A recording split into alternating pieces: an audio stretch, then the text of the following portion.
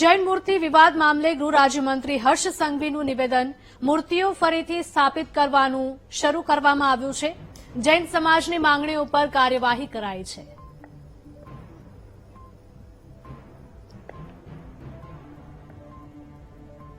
राज्य सरकार द्वारा मुख्यमंत्री श्रीए तात्कालिक ए मूर्तिओ विधि प्रमाणे जे कोई स्थल पर हती ए ज स्थल पर मूर्तिओ तरत ज पाછી लागवी જોઈએ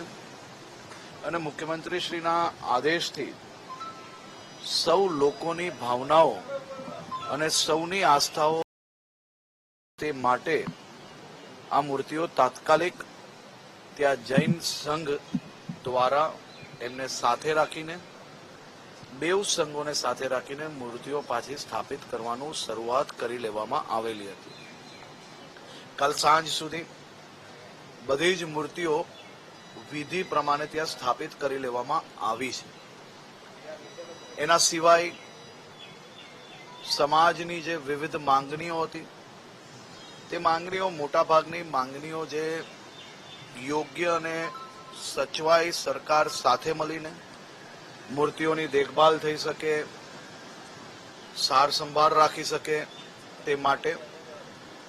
જે માંગણી સમાજ દ્વારા આવેલી હતી તે બી કલેક્ટરમાં પ્રોસિજરમાં છે અને મેન્ટેનન્સ માટેની જે વ્યવસ્થા કરવાની હોય એ સરકાર સાથે મળીને સંઘને બી જે વિધિ પૂજા અર્ચના કરવાની જે પરવાનગી હોય જે નિયમ પ્રમાણે એ આપવામાં કોઈ બી વાંધો ના જ હોઈ શકે અને સરકારે એમાં હંમેશા સહયોગ જ આપવો જોઈએ અને આપે જ છે। તો કાલે બપોરે કોબામાં જે બેઠક થયેલી હતી